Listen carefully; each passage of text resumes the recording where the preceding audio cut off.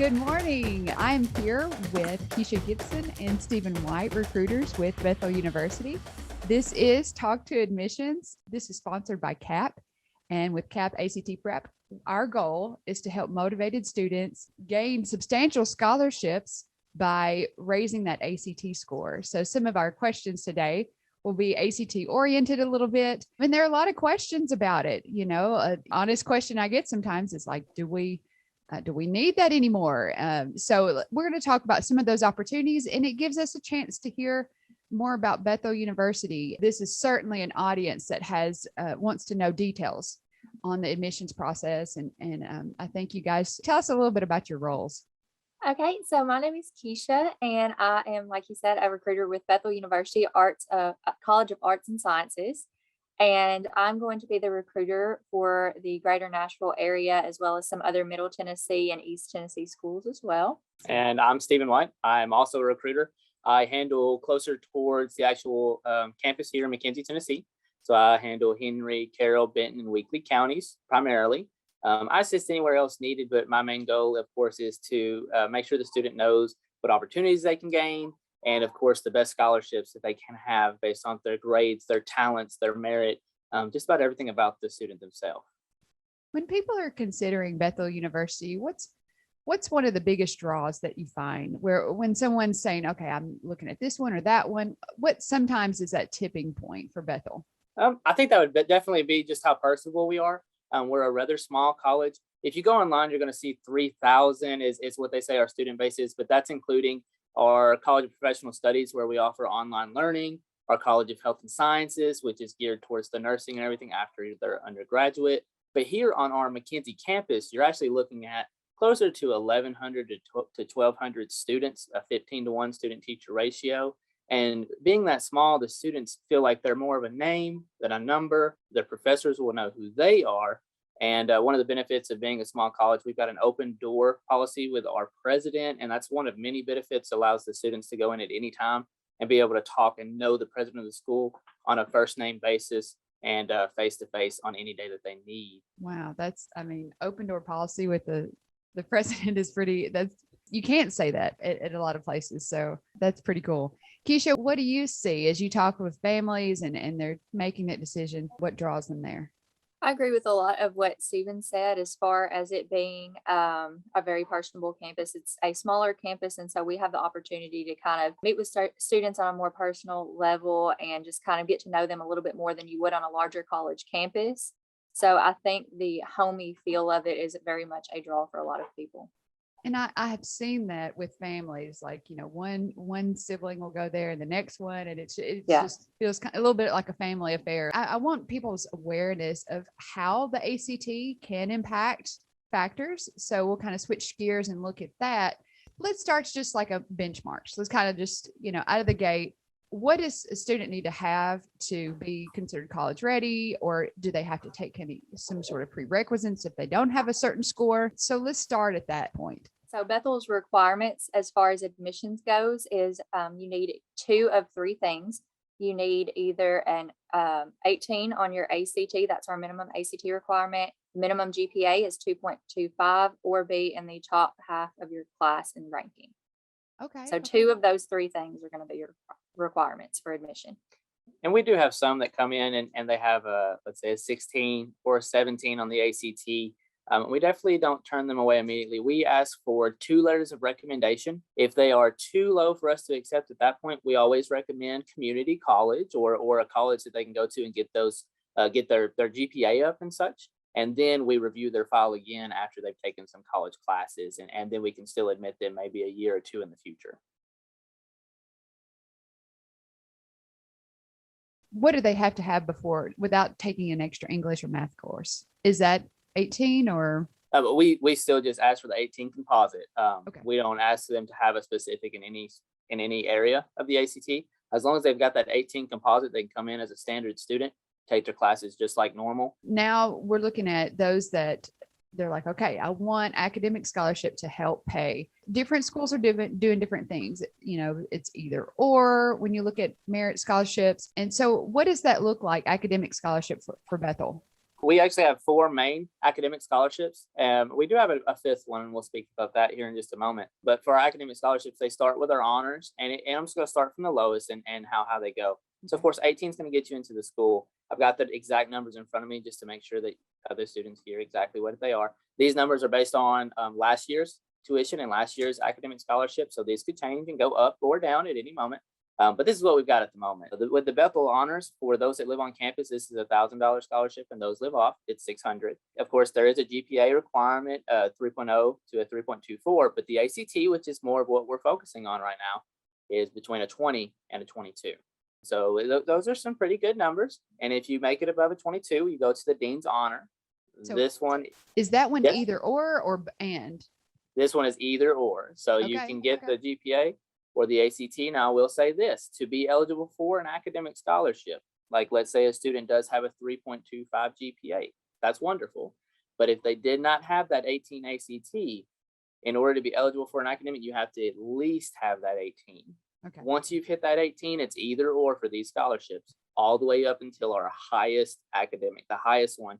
It's a combination of both. So yeah, that first one is $1,000 for living on, $600 for living off campus. The second one is $2,000 for living on, $1,200 for living off campus. And the ACT requirements for that one are 23 to a 24. The next one is the trustee honor. It goes from $4,000 living on campus to $2,400 living off campus. And this one's ACT requirement is between a 25 and a 26. The last one that you typically hear about for those 4 is the Presidential Honor Scholarship. This one varies in amounts up to $6,000 for living on campus, $3,600 for living off campus. And the requirements on the ACT are a 27 or higher. Now, I mentioned we had a 5th one. The 5th one is called our Heritage Scholarship. This is awarded to the prestigious students that have a high ACT and GPA. If the student has above a 27 ACT and a 3.75 GPA, and again, as you mentioned earlier, that is both, then they are eligible for the Heritage. And the Heritage Scholarship is a $12,000 scholarship. It's one of the highest academic scholarships that a student can hope for. So how many students are eligible for that highest one? As far as in total, I don't have that exact number with me as far as how many people have awarded it. But when students come in, we always recommend them to Ms. Kim Borneman with financial aid. Okay. For anybody listening, her office number is 731-352-4060.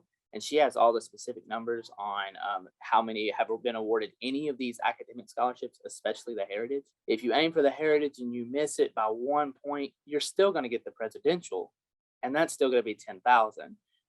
But as you mentioned earlier, sometimes 1 point can make a difference. And that 1 point here is a $2,000 difference. Yeah. So definitely something to aim for there. Yeah. And that's why just an awareness. I'll tell a little story. You know, I've been an English teacher, and so I'm in the school. So I'm a parent, but I'm in the school. And so you kind of, sometimes you're like, if I didn't know that, how are all these families that, are out there, working from 9 to 5? When my son got ready for his senior year, I was like, okay, he had a great GPA, but I learned about a scholarship that required a 3.75, and it was going to mean $4,000. He had the ACT score. So I went to the guidance counselor and I was like, okay, senior year, sitting in the guidance counselor's office.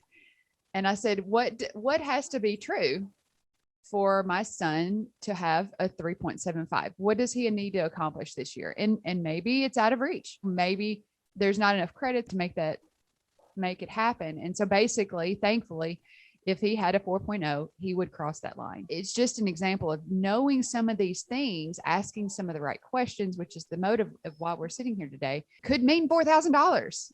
Just, a 15-minute conversation of saying, okay, son, if you want this, it's yours. Sometimes people don't know the right questions to ask.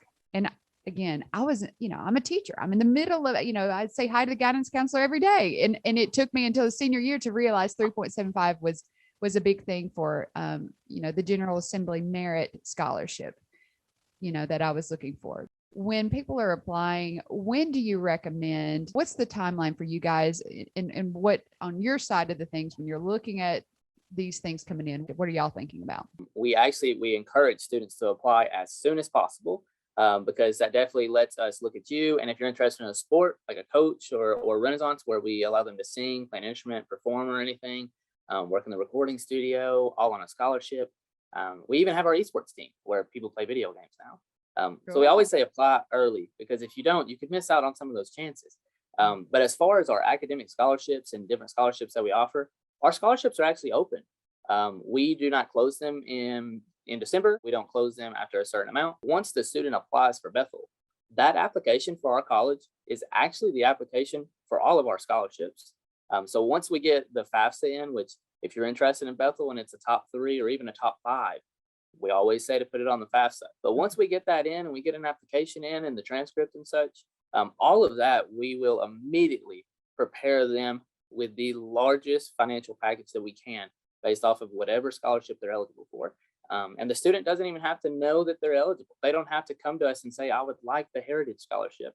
If we see those scores on their transcript whenever they come in, even if school starts in August and they applied in July, we're still going to award them that Heritage Scholarship. Now, I never advise to wait that long, Right. but sometimes students think they're going to go, across the states or something. It didn't work out. And sometimes they have to stay closer. So if they come to me that last week, or even Keisha that last week, whatever financial package they would have been awarded in August, we award as far as Bethel University's scholarship money goes. Always complete the FAFSA early, kids, because if you wait too long, you lose some free money. But if you do all of that early, we're going to give you the best package available.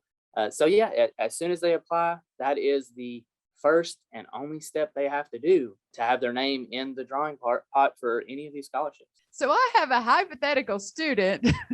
Yeah. That let me just kind of share. It's okay. So let's say there's a kid. This particular kid is doing a great job and doesn't have the 27 yet. Got the GPA, does not have the 27. If a student comes in and let's say they had the honor scholarship, which is our lowest academic, and we get them into classes, they're registered, they've committed, we've got them their t-shirt, all kinds of stuff. And let's say they take the ACT again in January before they graduate high school, and they make a 27, as we mentioned, and they're now eligible for the Heritage. We would rework the financial package with that new scholarship, and we would still go off of the 40% we're allowed to give, stuff like that. But the point is, if they have a higher ACT, even after they're already in classes, they can see their financial package get significantly better just based off of that new score. Let's say this group of students now, the ones that would be starting college next fall, they can actually register for classes with Bethel in December this year. Okay. So they would have their classes set up. They wouldn't start them until next fall. But they would have their classes set up. They'd be confirmed as a Bethel student. Everything financially will be worked out. And then, in the spring before they graduate high school, they can still work on that ACT all the way up until their graduation. Okay. So until April. You mentioned the most competitive. So those are our academic scholarships, but we do have a more competitive scholarship, and it is also ACT based. Okay, great. Tell us about all this. This actually is a competition. I'm going to let Miss Keisha chat about it a little bit, but this is called the Hendrix Scholarship Competition. So I'm going to let Miss Keisha take it off. So our Hendrix Scholarship Competition, like you said, is our most competitive as far as scholarships go. What happens is in February of each year, we have a scholarship competition. It's a 2-day event. This year, it's going to be February 25th and 26th of 2022. What this entails is each student will complete an essay, an academic exam, and an interview for the competition. While they are here, they get to come on campus to do all these things. They will be provided lodging and meals while they are here. Once they complete the competition, whoever the winner of this competition is will receive full tuition, room, and board for Bethel University. The runner-up of the competition will receive full tuition. Oh, that's so exciting. Do you enjoy doing those events? Oh, yes, we definitely do. And anybody who competes in this competition receives a scholarship offer the days of the events. They don't have to accept it. They don't have to commit to Bethel. They don't have to put any money into Bethel before they compete. They can compete and go somewhere else. Now, I can't send the money with them because the money is solely with Bethel. Oh, that's so fun. So really a 23 and a 3.25. I mean, that's a pretty open window. When they're Yes, it is. when they judge that, what are some things that, what are they, you said there's an interview. What, is someone's going to show up, kind of, you want to feel like, okay, am I in the running? So what are some things they look at when they're trying to decide that? So for the initial part, which is the ACT, and I'll go ahead and let you know without giving too much information. So we definitely don't want people to have an advantage. Sure. The ACT portion, or the standardized test portion, I'm sorry, is only like a quarter size of the ACT. It's not super big. It's not going to span over a 6-hour period. They come in and they take it. It's going to be questions that range in different subjects. And once they're completed with that, they won't know their score yet. But whenever they go to the essay portion, there's no specific word amount. The winner last year actually chatted with us a little bit about it. He said it was more of they give you 2 prompts to choose from, and you just start writing. And then they're going to be general prompts, just stuff that you think about every day, like what do you want to do in the future, stuff like that. And they change it up every year. So no, I can't tell whoever's listening the exact question, but that's the idea you can roll off of. And the third part is an interview. You actually get interviewed by a board or a council. You go into a room and you chat with them, and they're going to be questions very similar to like a job interview. And they may throw some questions in there to throw you off as well, just to see how you react. But none of them are going to be on the spot. What's 800 times 45? It's not going to be like that. It's just going to be having a conversation with the person. And afterwards, the 3 different areas get graded. And each area we average together. And that's the total score. So even if you made a good grade on the ACT, but you really don't like tests, you're still going to have an equal opportunity compared to those that do love tests, because you may be better at talking or writing. So this is going to really challenge these students in the 3 main areas of what the ACT, GPA, what all these scores are bringing in from them. So yeah, they're going to have equal opportunities. It's going to be a great time. And once they're done with the event, even if they don't win, I really think they come out with just an idea of not only Bethel, but just like college in general, that atmosphere. Last year, how many competed for that? What's the pool size there? So actually the last 2 years were very similar. We ended up with roughly 25 people competing. And the year before that was between 25 and 30. So that's typically what we see. A lot of students look straight into Tennessee Promise, which we also take at Bethel University. And they see that and they don't, push forward. But I always urge students, if you have that 23 ACT and the 3.25 GPA, let us know. Reserve your spot for Hendrix on our website, and then come on in and possibly win everything. Okay, you mentioned that the person that won was an athlete, so he's probably got some kind of athletic scholarship. How does that stack? Does it, what does that mean to a player?